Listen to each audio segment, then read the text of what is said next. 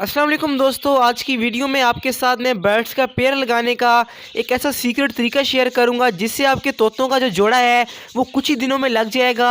और ना सिर्फ पेयर लगेगा बल्कि आपके बर्ड्स बहुत जल्दी ब्रीडिंग करना भी स्टार्ट कर देंगे, क्योंकि जब तक बर्ड्स का पेयर ना लगा हो ना तो फीमेल मटकी में जाती है, और जब फीमेल मटकी कोई सिलेक्ट नहीं करेगी तो किस तरह से ब्रीडिंग होगी। इसलिए पेयर का लगना बहुत ही ज़रूरी होता है। अक्सर दोस्तों का पेयर लग जाता है लेकिन वो ब्रीडिंग नहीं करता, तो उसकी क्या मिस्टेक होती है उसको भी आज हम डिस्कस कर लेंगे। लेकिन मेनली हम इस चीज़ को डिस्कस करेंगे कि अपने तोतों का जल्द से जल्द जोड़ा कैसे लगाएं ताकि हमारे बर्ड्स ब्रीडिंग की तरफ आएँ। तो आपका टाइम को ज़ाया नहीं करता, शुरू करते हैं आज की इंटरेस्टिंग वीडियो को। तो देखें, पेयर लगाने के मैं आपको आज 3 तरीके बताऊंगा। जो हमारा सबसे पहला और सबसे कॉमन तरीका है कि आपने पट्टे खरीद लेने हैं और उनको एक कॉलोनी में छोड़ देना है।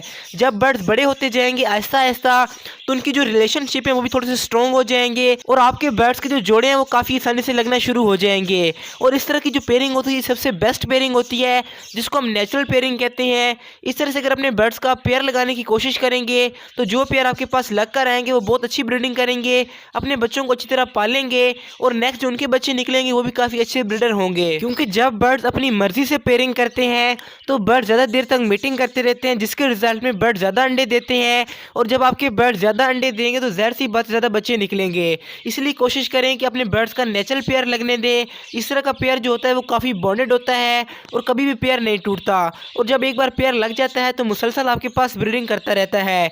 लेकिन अगर इस तरीके से अपने बर्ड्स का पेयर नहीं लगाना चाहते या आपके बर्ड इस तरीके से पेयर नहीं लगा रहे तो आप अगले 2 तरीकों को फॉलो कर सकते हैं जो कि उन बर्ड्स के लिए बेस्ट हैं जो कि पहले तरीके से पेयर नहीं लगा रहे।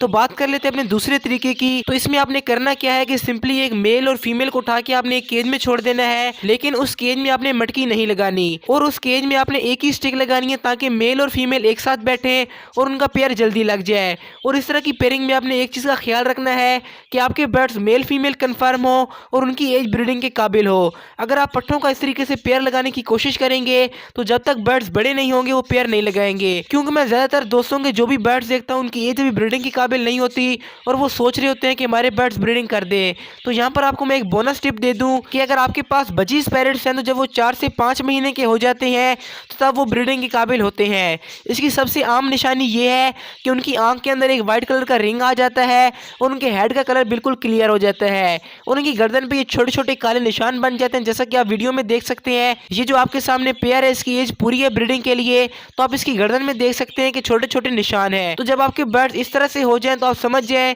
कि अब आपके बर्ड्स ब्रीडिंग के काबिल हैं। तो फिर आप उनका पेयर लगाएं। जब आप देखेंगे पेयर अच्छी तरह लग चुका है तो उसके बाद मटकी लगा दें। तो इस तरह से आपके बर्ड्स बहुत जल्दी अंडे देना स्टार्ट कर देंगे।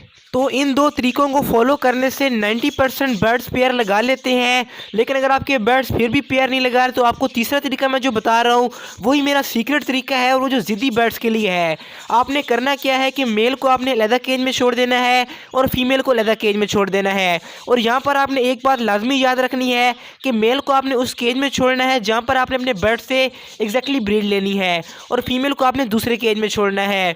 तो आपने कोशिश ये करनी है कि दोनों बर्ड्स एक दूसरे को ना देख पाएँ, इस तरह से उनको तन्हाई महसूस होगी। और जब आप 15 से 20 दिन के बाद फीमेल को उठा के मेल वाले केज में छोड़ेंगे तो दोनों काफ़ी अकेले रहे होंगे। इस तरह से वो काफ़ी जल्दी पेयर लगा लेंगे। और मेल को ब्रीडिंग वाले केज में छोड़ने का सबसे बड़ा मकसद ही यही है कि वो मेल का केज होगा, फीमेल वहाँ पर उसको मारेगी नहीं, मेल थोड़ा सा एग्रेसिव होगा और वो काफ़ी आसानी से पेयर लगा लेगा।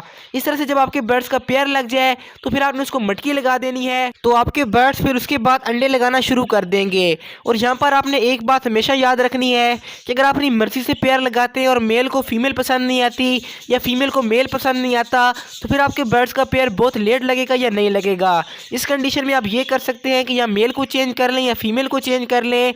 अगर फीमेल ब्रीडिंग के लिए रेडी है और मेल उसके साथ पेयर नहीं लगाना चाहता तो आप उसकी जगह पर कोई नया मेल ले आए। इसी तरह अगर फीमेल रेडी नहीं है तो आप फीमेल को भी चेंज कर सकते हैं। बाकी अगर आपके बर्ड्स के अंदर कैल्शियम और मल्टीविटामिन की कमी पूरी ना हुई तो फिर भी हो सकता है कि आपके बर्ड्स पेयर तो लगा दे लेकिन वो एक आधा अंडा दे के उसके बाद अंडे लगाना बंद कर दे। खास तौर पर आपके बर्ड्स के अंदर कैल्शियम की कमी तो बिल्कुल भी नहीं होनी चाहिए। अगर आपको नहीं पता कि कौन से कैल्शियम के सोर्सेज आपके बर्ड्स के लिए बेस्ट है तो आप लेफ्ट वाली वीडियो क्लिक करके देख सकते हैं, जबकि राइट वाली साइड पे मैंने वो वीडियो लगा दी है जो कि मेरी मोस्ट पॉपुलर वीडियो है और उसमें मैंने आपको ऐसी बेस्ट ब्रीडिंग टिप्स बताई थी जिनको अगर आप फॉलो करते हैं तो आपके बर्ड 10-15 दिन के अंदर ब्रीडिंग स्टार्ट कर देंगे। और दरमियान वाले बटन क्लिक करके आप मेरे चैनल को सब्सक्राइब कर सकते हैं। तो इंशाल्लाह मिलते हैं अगली वीडियो में, तब तक के लिए अल्लाह हाफिज़, फ़ी अमानिल्लाह।